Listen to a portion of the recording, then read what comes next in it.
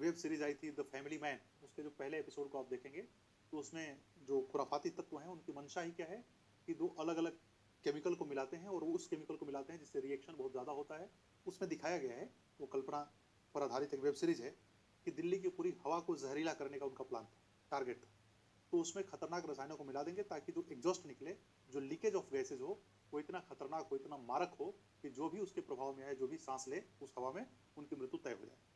तो ऐसा हो सकता है ज्वलनशील प्रतिक्रियाशील पदार्थ की उपस्थिति, वही बारूद और आग की उपस्थिति अगर हो, या एक्स केमिकल और वाई केमिकल दोनों के मिलने से हमें पता था कि आग लग सकती है, और दोनों को आसपास ही भंडारित करना, फिर एक्सीडेंटली दोनों का आपस में मिल जाना और मिलने की वजह से समस्या का बड़ा हो जाना। रख रखाव या भंडारण में कमी, लापरवाही से रखना, लापरवाही लापरवाही बरतना रखते समय, यानी कि स्टोरेज पर ध्यान नहीं देना, एक ही गोदाम में सारी चीज़ें रख देना, एक ही रैक पर सारी चीज़ें रख देना, या बिना सोचे समझे कि दोनों के मिलने से क्या हो जाएगा, दोनों टकराएंगे तो क्या हो जाएगा।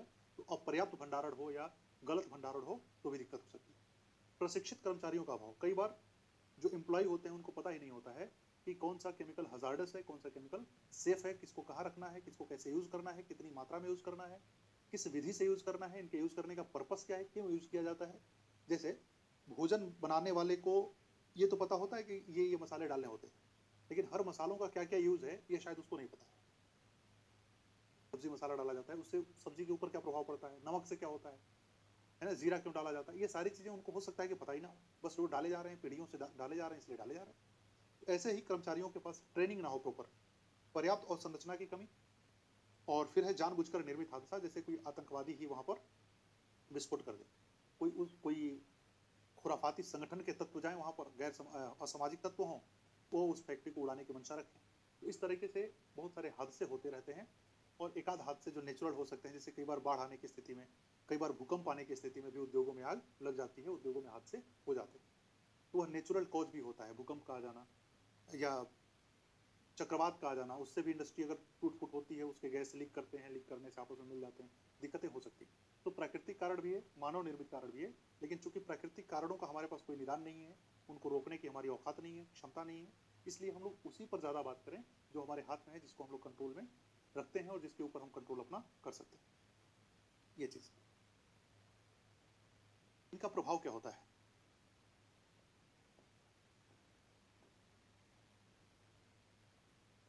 प्रभाव क्या होता है, तो प्रभाव तो हमने आपसे डिस्कस किया है, फिर भी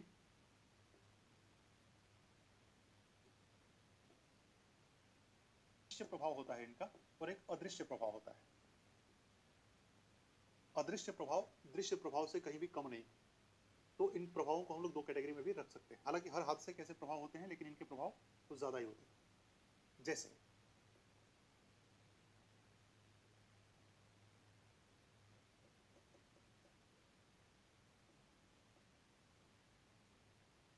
लोगों की मृत्यु व्यापक स्तर पे,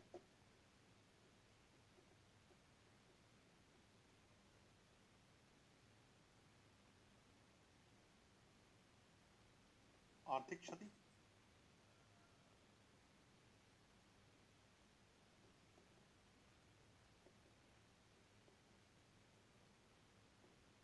खतरनाक रिसाव के कारण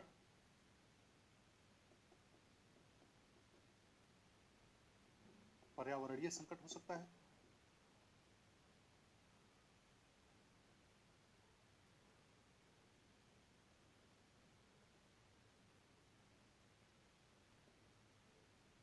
बॉडी ऑर्गन फेलियर, या इसको अगर हम लोग कहें विकलांगता, ये बड़ी खतरनाक स्थिति है। कि मृत्यु हो जाना दुखद है, निसंदेह रूप से दुखद है, लेकिन एक बार का दुख है, मृत्यु हो गई। लेकिन अगर कोई व्यक्ति विकलांग हो गया, तरह से सामान्य नहीं है, और वह जिंदा है, तो उसका जिंदा रहना उसके खुद के लिए भी दुखदाई है और उसके साथ वालों के लिए भी दुखदाई होता है। जैसे किसी घर में ऐसा व्यक्ति हो गया जो अपने पैरों से चल नहीं सकता है, हाथों से खा नहीं सकता है, यानी कि उसके हाथ पैर दोनों काम नहीं कर रहे, और वह जिंदा है। जिंदा है तो आप उसको भोजन देंगे, ये सब कुछ करेंगे। अब एक भी कदम उसको ले जाने के लिए पीठ पे बिठाना पड़ता है, फिर जाना पड़ता है। उसके पास अभी इतनी मॉडर्न टेक्नोलॉजी नहीं है जो सोचने भर से चले, हाथ भी काम नहीं कर रहे हैं कि व्हील चेयर चला ले, पैर भी काम नहीं कर रहा है, तो उसके लिए एक आदमी परमानेंट वहां पे रखा जाता है। हमेशा ये महसूस होता है कि इसका जीवन भारी है मौत पर, जीवन खराब है इसका, एक बार मर ही जाता तो ठीक है, मर ही जाती तो ठीक है, ऐसा भाव मन में आने लगता है। लेकिन मानवता के नाते कोई ऐसा कहता नहीं, जबकि उसके खुद के लिए भी उसका जीवन एक बोझ से ज़्यादा कुछ भी नहीं होता। तो विकलांगता बड़ी खतरनाक स्थिति होती है। इसलिए इस विकलांगता को हटाने के लिए सरकारें प्राथमिक स्तर पे, प्रायोरिटी लेवल पे और प्राथमिकता देते हुए तरह-तरह की योजनाएँ चलाया करती हैं। जैसे पोलियो, पल्स पोलियो अभियान चलाने के पीछे क्या कारण है? पोलियो हो जाएगा, हमारी जनरेशन अपंग हो जाएगी, समस्या आ जाएगी, है ना? संख्या भी बढ़ेगी, अपंग भी हो जाएगी उसकी, उत्पादक क्षमता भी कम हो जाएगी, तो बहुत बड़ी समस्या है। ये इसके प्रभाव हैं। जो मानसिक प्रभाव है, मानसिक प्रभाव। अब मानसिक प्रभाव में मानसिक बीमारियाँ, मानसिक अवसाद, तरह-तरह के एक सामाजिक जो कहते हैं कि दुराव की भावना आ जाती है और सामाजिक दुराव की भावना आते ही वो व्यक्ति दूसरे तरह के माइंडसेट में प्रवेश कर जाता है, जहाँ से निकालना उसके उसके लिए और दूसरों के लिए बड़ा मुश्किल हो जाता है, बहुत कठिन हो जाता है। असंभव नहीं होता है, तो कठिन तो ज़रूर हो जाता है। अलावा देखिए क्या होता है, यदि रिसाव जल में प्रवेश कर जाए,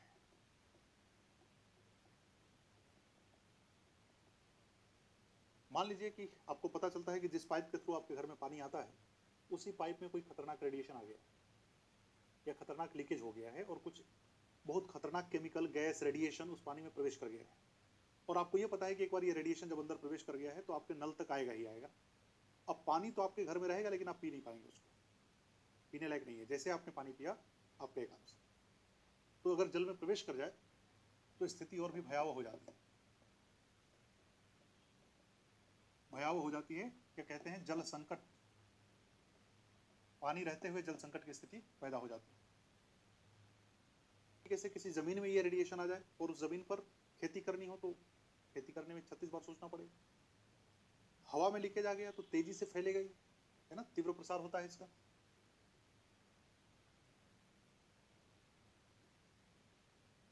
वायु में तेज़ी से प्रसार होगा और जब तेज़ी से प्रसार होगा, तो इसको रोकना इतना आसान भी नहीं हो पाता है। रोकना बड़ा मुश्किल हो जाता है, बहुत कठिन हो जाता है। सारे प्रभाव हैं इसके। होता है कि इस प्रभाव की वजह से, इन सारे प्रभावों की वजह से यह समस्या वंशानुगत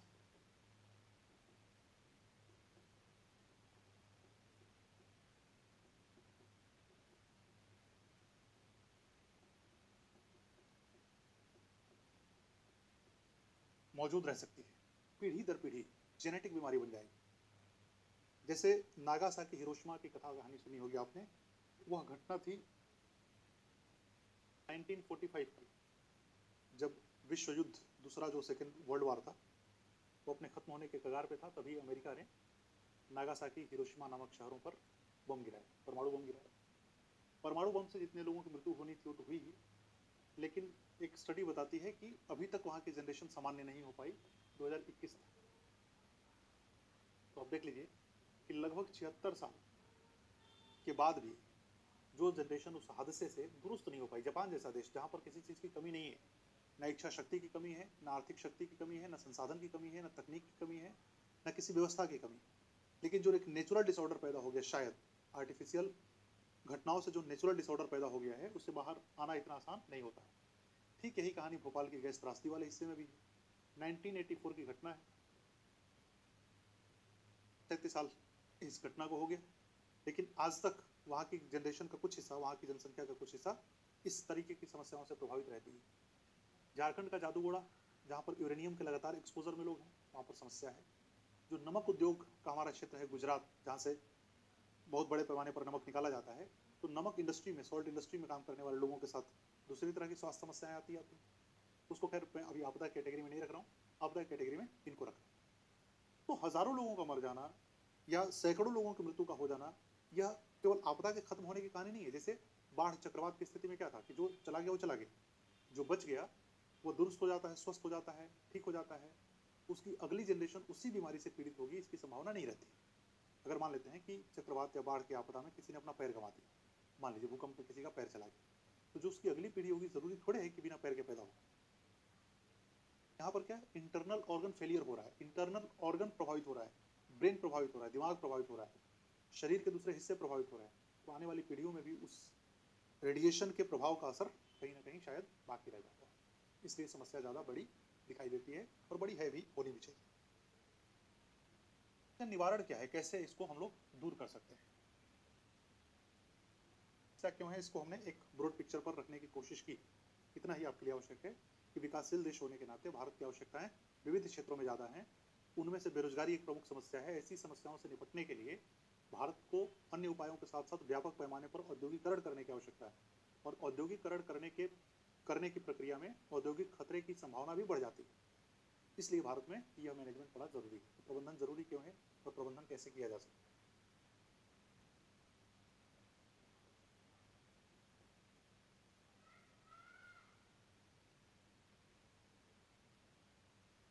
कि सबसे पहले तो उनकी सूची बनाइए।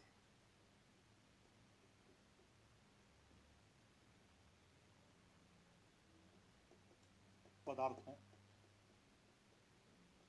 गैसों,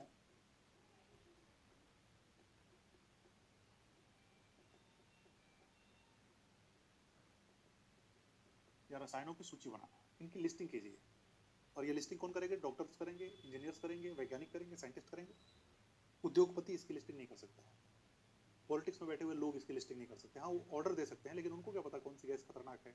उनको तो शायद ये भी नहीं पता होगा कि हम ऑक्सीजन लेते हैं या छोड़ते हैं। बना लेते हैं कि भाई ये चीज़ें जो उद्योग में यूज की जाती है ये सारी खतरनाक होती है। फिर ऐसे उद्योगों की पहचान करना, आइडेंटिफाइंग सच इंडस्ट्रीज और institution in which such materials are being used. ऐसे पदार्थों के प्रयोग करने वाले, इनके इनको इनको प्रयोग करने वाले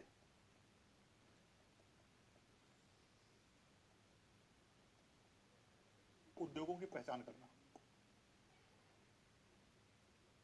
आइडेंटिफाई कर लिया, जैसे मान लीजिए, जैसे हम लोग बार बार कह रहे हैं कोचिंग इंडस्ट्री का नाम ले रहे हैं या हेल्थ सेक्टर का नाम ले रहे हैं, तो मान लीजिए जहाँ पर एजुकेशनल एक्टिविटी हो रही, स्कूल चल रहा है, कोचिंग चल रही है, तो वहाँ पर तो खतरनाक पदार्थ यूज होते नहीं। तो वैसे इंडस्ट्री की पहचान कीजिए जो पॉलीमर्स से रिलेटेड हैं, कार्बाइड से रिलेटेड हैं, जो मिथाइल आइसोसाइनाइड से रिलेटेड हैं, वैसे इंडस्ट्री को आपने आइडेंटिफाई किया। उसके बाद ऐसे पदार्थों, और ऐसे पदार्थों में शामिल क्या क्या है? गैस और रसायन दोनों चीजें शामिल हैं। ऐसे पदार्थों की के भंडारण की सीमा तय करना,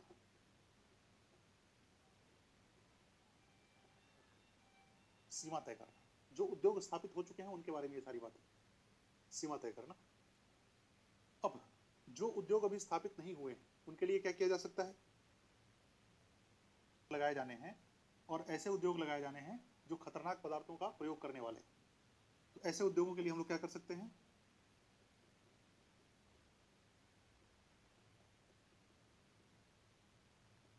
ऐसे उद्योगों को रिहायशी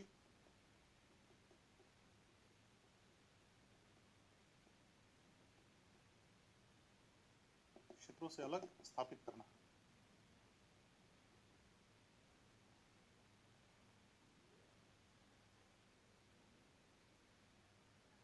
भीड़ भाड़ वाले इलाकों से, जनसंख्या के निवास वाले इलाके से अलग स्थापित करना।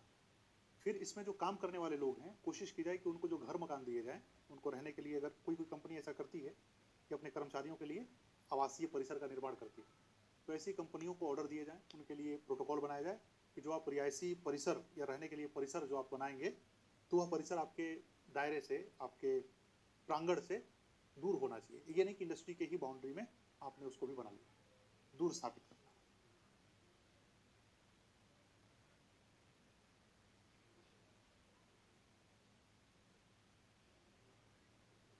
ऐसे उद्योगों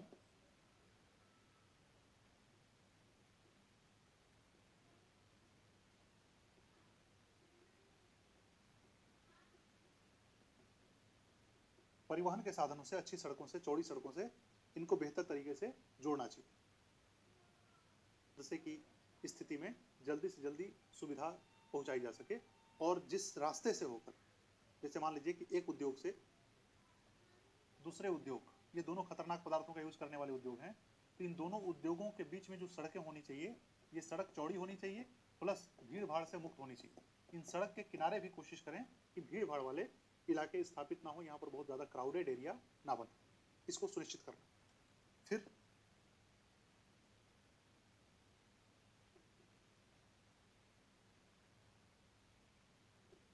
औद्योगिक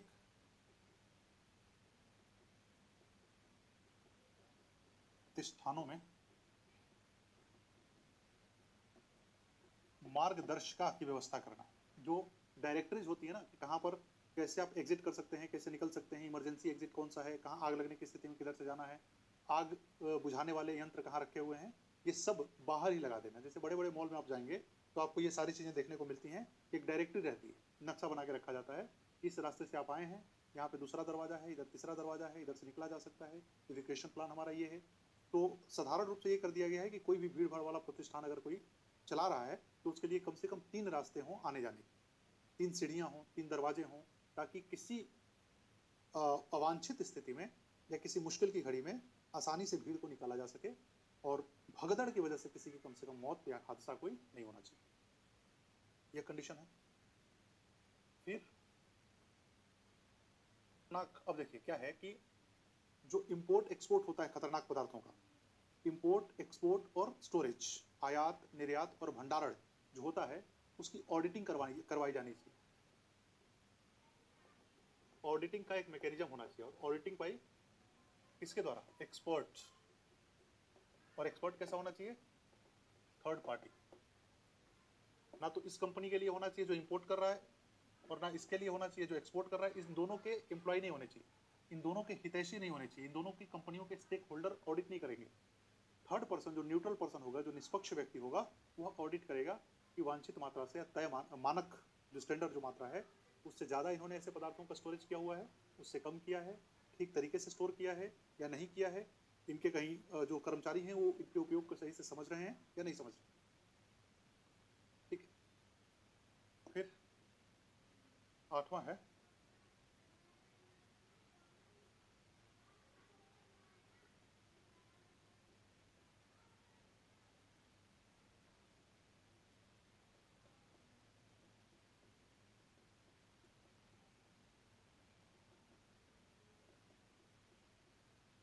हैजकेम जैसे संकेतों का प्रयोग करना। कई सारे देशों में किया जाता है। केन्या जैसे अविकसित या कम विकसित देश में भी किया जाता है और न्यूजीलैंड जैसे अति विकसित देश में भी किया जाता है। क्या होता है कि जब कोई परिवहन का साधन, भाई ये सब ट्रांसपोर्ट तो किसी ना किसी साधन के द्वारा ही होंगे, ट्रक के माध्यम से ज़्यादातर होते हैं, है ना। ट्रक के माध्यम से एक ट्रक दूसरे ट्रक में लेके जाता है, दूसरे एरिया में लेके जाता है। तो आपने देखा होगा ये तस्वीर आपको अक्सर दिखाई देती होगी। डब्बा होता है या किसी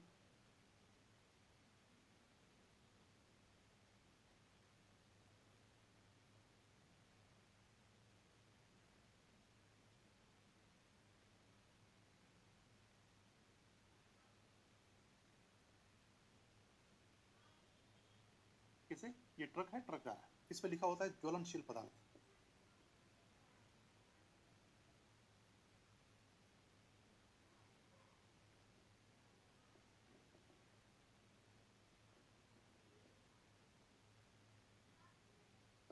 तो ऐसे ये ले जाते हैं, ट्रांसपोर्ट करते हैं।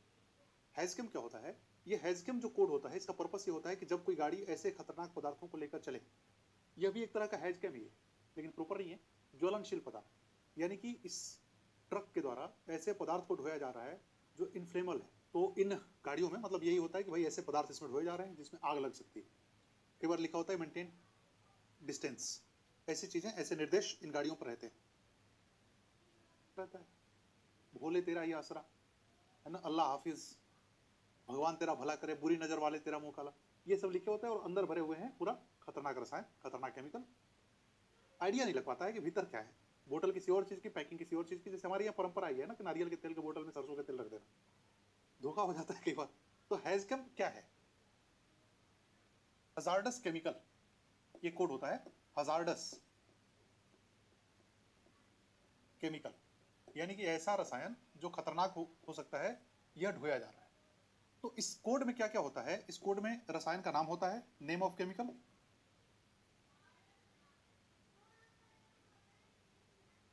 केमिकल हो सकता होता है ना। इसका प्रभाव हो सकता है कि इसका क्या प्रभाव पड़ेगा, इसको कैसे ओवरकम करना है। अगर मान लेते हैं कि कहीं पर लीकेज हो गया, जैसे पानी जैसा कुछ केमिकल जा रहा है और पेट्रोल जैसी कुछ चीज़ें जा रही हैं, गाड़ी पलट गई, तो वहाँ पर अब आग लगाएंगे या लगते हुए आग को बुझा देंगे ताकि आग भीषण ना हो जाए। तो ये सब इसके ऊपर नियंत्रण कैसे पाना है, या इसके प्रबंधन का कोड लिखा होता है,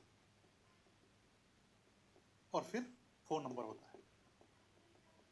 ये फ़ोन नंबर इमरजेंसी सर्विस और एक्सपर्ट का होता है कि अगर ऐसी गाड़ी कहीं जा रही है, उस पर ये कोड लिखा हुआ है, तो पहली बात तो उस गाड़ी पर लिखे हुए निर्देशों का पालन कीजिए। दूसरी चीज़ कि अगर वह गाड़ी का एक्सीडेंट हो जाता है या वहाँ से वो लीक करने लगता है, तो क्या करना है आपको कि देखना है कि इसका प्रभाव ये हो सकता है, इसका प्रबंधन कैसे होगा। इस पर पानी डालना है। कई बार कई केमिकल ऐसे होते हैं जो पानी के साथ और ज़्यादा रिएक्ट कर जाएंगे। कई होता है कि पानी से ही शांत हो जाएंगे, उनका प्रभाव न्यूट्रल हो जाएगा, न्यूट्रलाइज हो जाएगा। तो ऐसी चीज़ों को भी देखना है। और फिर अगर कोई भी बुद्धि काम ना करे, तो एक्सपर्ट का फ़ोन नंबर होता है, और आप फ़ोन करिए और फिर उनको सूचित कीजिए। इमरजेंसी सर्विसेज वहाँ पर भेज दी जाती हैं। इस तरीके से प्रबंधन का कार्य किया जाता है और किया जाना चाहिए। फिर लोगों को प्रॉपर प्रशिक्षण देना। में लिखा नहीं है तो इसमें आप लिख सकते हैं प्रशिक्षित करना।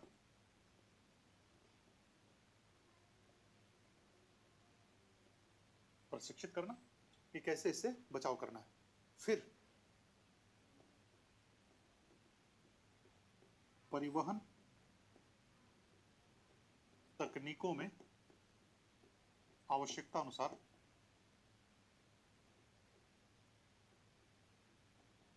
संवर्धन, मॉडिफिकेशन या रूपांतरण आप कह सकते हैं, परिष्करण। मॉडिफिकेशन मतलब कि उसमें कोई नई चीज़ें अगर लगता है कि ज़्यादा हेल्पफुल हो सकती हैं, तो वैसी चीज़ों को उसमें इंक्लूड कर देना। यह भी एक ज़रूरी पक्ष इसका हो जाता है। एक उदाहरण के लिए अगर मैं आपसे उदाहरण एक शेयर करूं, तो देखिए जैसे मान लीजिए ये टैंकर है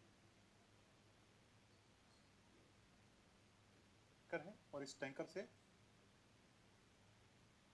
जा रहा है, मान लीजिए जैसा भी होता होगा ये,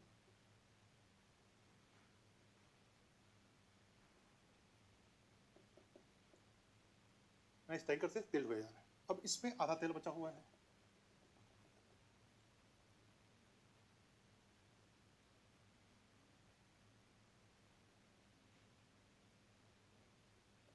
यही तेल इतना ही बचा हुआ है।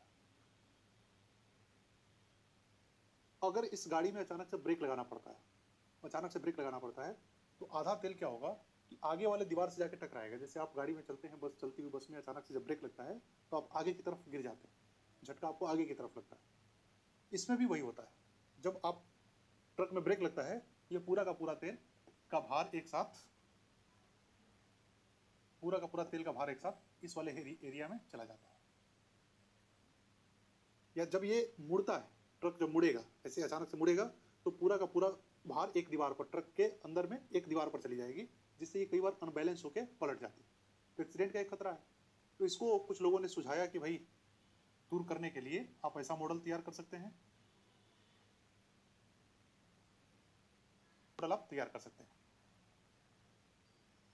मॉडल में फायदा क्या होगा कि कुछ जब ब्रेक लगाने की स्थिति में सारा का सारा तेल का वजन या झटका इसी दीवार पर नहीं पड़ेगा, कुछ यहाँ रुक जाएगा, कुछ यहाँ जाएगा। तो जो इनका एक डिस्ट्रीब्यूशन ऑफ वेट हो जाएगा, जिसकी वजह से एक्सीडेंट होने या पलटने का खतरा कम हो जाएगा। एक तरह का तकनीक हो गया। ऐसे कई हजारों तरह के तकनीक हो सकते हैं, और डे बाय डे तो इस पर रिसर्च होता ही रहता है कि क्या करना है क्या नहीं करना है। इस तरह के उपायों को अपनाकर हम हजार्डस केमिकल रिसाव और इंडस्ट्रियल हादसों से बच सकते हैं। कम से कम हमारा बचाव हो सकता है। तो ये हो गया आपका इंडस्ट्रियल। केमिकल भी ऐसे ही आपको हैंडल करना है। और न्यूक्लियर वाले भी, कई बार आपने सुना होगा कि तहाँ न्यूक्लियर पावर प्लांट का विरोध किया जाता है। तो कई बार तो अज्ञानतावश भी विरोध होता है, और कई बार वाजिब कंसर्न भी होते हैं कि भाई लीक कर जाएगा। अगर न्यूक्लियर संयंत्र लगा रहे हैं आप और लीक कर जाएगा तो क्या होगा, समस्या ज़्यादा बृहद हो जाएगी, बड़ी हो जाएगी। और समस्या जब बड़ी हो जाएगी तो जाएंगे। स्पॉन्सर्ड तरीके से भी विरोध करने के केसेस आए हैं कि किसी एक देश से हमने तकनीक ली, दूसरे देश ने स्पॉन्सर किया कि विरोध कीजिए। कई बार ऐसे भी केसेस आते हैं। ईश्वर जाने क्या है, लेकिन हमें आपदा प्रबंधन के हिसाब से मैक्सिमम सेफ्टी और सिक्योरिटी वाले मेजर्स को लेकर चलना है। और जब कभी ऐसा प्रश्न आए कि क्या भारत को अपना औद्योगिकरण रोक देना चाहिए ताकि औद्योगिक हादसों से बचा जा सके, उत्तर होना चाहिए स्पष्ट रूप से नहीं। रोकने तो नहीं चाहिए, औद्योगिकरण होना चाहिए, लेकिन औद्योगिकरण कुछ शर्तों पर होना चाहिए, कुछ कंडीशंस के साथ होने चाहिए, कुछ मानकों के साथ होने चाहिए, कुछ उपायों के साथ होने चाहिए, कुछ सुरक्षा को ध्यान में रखकर होना चाहिए। सुरक्षा के साथ समझौता करके औद्योगिकरण ना हो, औद्योगिकरण को सुरक्षित बनाकर औद्योगिकरण किया जा सके। तो इस तरीके की चीज़ों को लेकर हमें आगे बढ़ना है। अगला देखिए, जैसे एक बायोलॉजिकल डिजास्टर की हम लोग बात कर लेते हैं।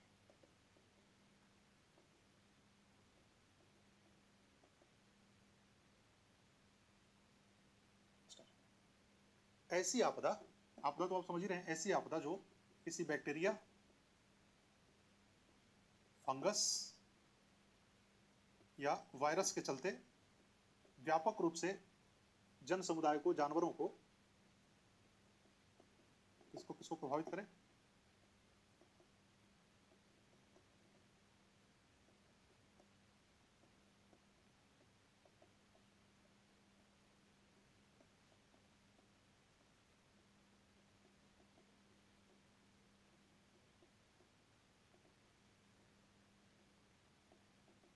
तब इसको बायोलॉजिकल डिजास्टर कहा जाता है। अगर उसमें बैक्टीरिया शामिल हो, फंगस शामिल हो और वायरस शामिल हो, या तीनों में से एक हो और एक की वजह से बहुत सारी समस्याएं लगे, व्यापक स्तर पे, व्यापक एरिया में दिखाई देने लगे, तो इसको हम लोग इसको हम लोग बायोलॉजिकल डिजास्टर की कैटेगरी में रखते हैं, रखा जाता है।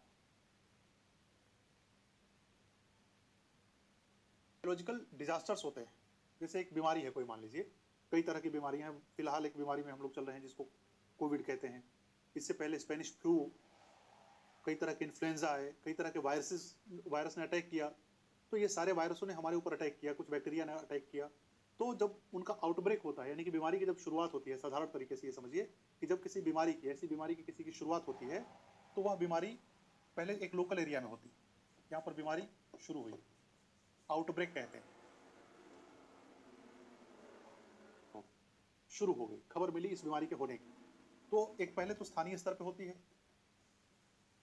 स्थानीय स्तर से ज़्यादा बड़े स्तर पे हो जाती है जब किसी देश या किसी एक क्षेत्र विशेष को प्रभावित करने लगे, बड़े क्षेत्र विशेष को प्रभावित करने लगे, तो इसको कहा जाता है एपिडेमिक।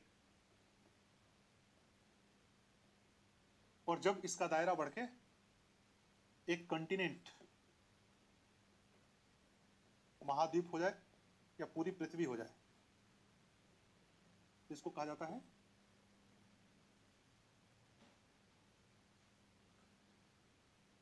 Epidemic, pandemic. ये दो तरह के डेमिक हैं। डेमिक का मतलब महामारी, एपी मतलब देश के स्तर पे, पैंडेमिक मतलब पैन मतलब कि पूरे पृथ्वी पर ही, पूरे प्लानेट को ये लगभग प्रभावित करने की स्थिति में आ जाए।